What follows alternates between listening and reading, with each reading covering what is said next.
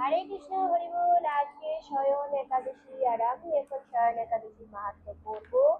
তাদের খুব সকালবেলায় চলে এসেছি একাদশী মাহাত্ম্য পড়তে। তো সবাই বলো তোমরা কেমন আছো, কে কে একাদশী পালন করছো কমেন্ট করো, তাদের জন্য একটা পুরস্কার থাকবে। কারণ একাদশী হচ্ছে মহাযজ্ঞ। এই কলিযুগে একাদশীর বিকল্প নেই, তাই মন দিয়ে একাদশী করো। একাদশী করা কঠিন কোনো কাজ না, শুধু পঞ্চশস্য না খেলেই একাদশী করা হয়ে যায়। আর পঞ্চশস্য খেলেই সেদিন অনেক পাপ করা হয়ে যায়। তাই অনেক কিছু করলেও একাদশী না করলে কিন্তু কোনো লাভ হবে না, কারণ একাদশী না করলে পাপ হয়।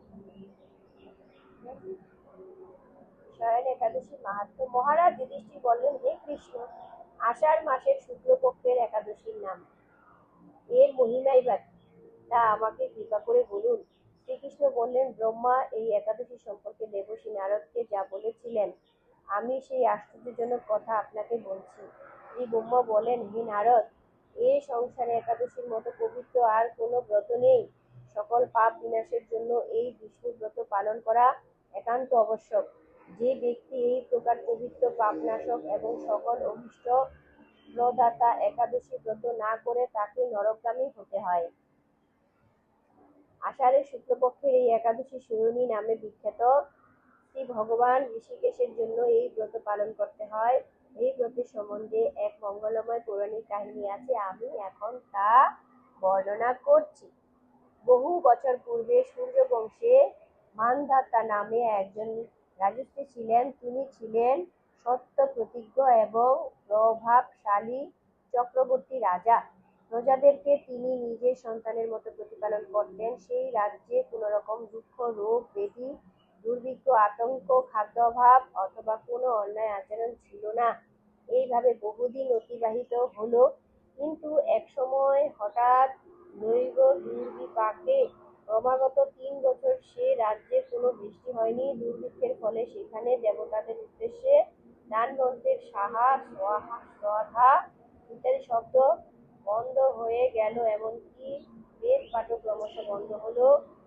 তখন প্রজারা রাজার কাছে এসে বলতে লাগলেন, মহারাজ, দয়া করে আমাদের কথা শুনুন। শাস্ত্রে জলকে নার বলা হয়, আর সেই জলে ভগবানের অয়ন অর্থাৎ নিবাস। তাই ভগবানের এক নাম নারায়ণ। মেঘ রূপে ভগবান বিষ্ণু সর্বত্র বর্ষণ বর্ষণ করেন। সেই বৃষ্টি থেকে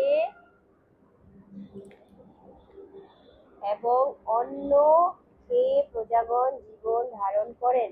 এখন সেই অন্নের অভাবে প্রজারা ক্ষয়প্রাপ্ত হচ্ছে।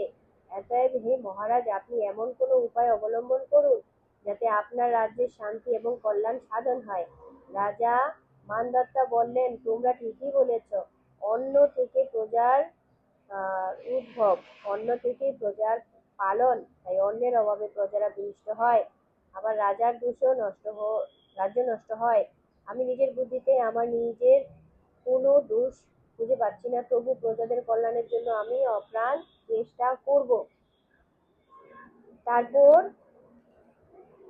রাজা ব্রহ্মাকে প্রণাম করে সৈন্যসহ বনে গমন করলেন। সেখানে প্রধান প্রধান ঋষিদের আশ্রমে ভ্রমণ করলেন। এভাবে একদিন তিনি ব্রহ্মার পুত্র মহাতেজস্বী অঙ্গিরা ঋষির সাক্ষাৎ লাভ করলেন। তাকে দর্শন মাত্রই রাজা মহানন্দে ঋষির চরণাবন্দন করলেন। মুনিবর তাকে আশীর্বাদ ও প্রশ্ন জিজ্ঞাসা করলেন। রাজা তখন তার বনে আগমনের কারণ সবিস্তারে ঋষির কাছে জানালেন। ঋষি অঙ্গিরা কিছু সময় ধ্যানস্থ থাকার পর বলতে লাগলেন, হে রাজন, এটি সত্যযুগ। এই যুগে সকল লোক দেবপরায়ণ এবং ব্রাহ্মণ ছাড়া অন্য কেউ তপস্যা করেন না। তাই নিয়ম থাকা সত্ত্বেও এক শূদ্র এক রাজ্যে তপস্যা করেছে। তার এই অকার্যের জন্যই রাজ্যের এই দুর্দশা। তাই তাকে হত্যা করলেই সকল দোষ দূর হবে। রাজা বললেন, হে মুনিবর, তপস্যাকারী নিরপরাধ ব্যক্তিকে আমি কিভাবে বধ করব? আমার পক্ষে সহজে সাধ্য অন্য কোনো উপায় থাকলে আপনি তা দয়া করে আমাকে বলুন। তদুত্তরে মহর্ষি অঙ্গিরা বললেন, আপনি আষাঢ় মাসের শুক্লপক্ষের সৌরী নামে প্রসিদ্ধ একাদশী ব্রত পালন করুন। সব সমস্যার সমাধান এই একাদশী। এই ব্রতের প্রভাবে নিশ্চয়ই রাজ্যের সৃষ্টি হবে। এই একাদশী সর্বসিদ্ধি দাত্রী এবং সর্ব উপদ্রব নাশকারিণী। হে রাজন, প্রজা ও পরিবারবর্গ সহ আপনি এই ব্রত পালন করুন। মুনিবরের কথা শুনে রাজা নিজের প্রাসাদে ফিরে এলেন। আষাঢ় মাস উপস্থিত হলে রাজার সকল প্রজা রাজার সাথে এই একাদশী ব্রতের অনুষ্ঠান করলেন। ব্রত প্রভাবে প্রচুর বৃষ্টিপাত হলো। কিছু কালের মধ্যেই অন্নাভাব দূর হলো। ভগবান ঋষিকেশের কৃপায় প্রজাগণ সুখী হলো। এই কারণে সুখ ও মুক্তি প্রদানকারী এই উত্তম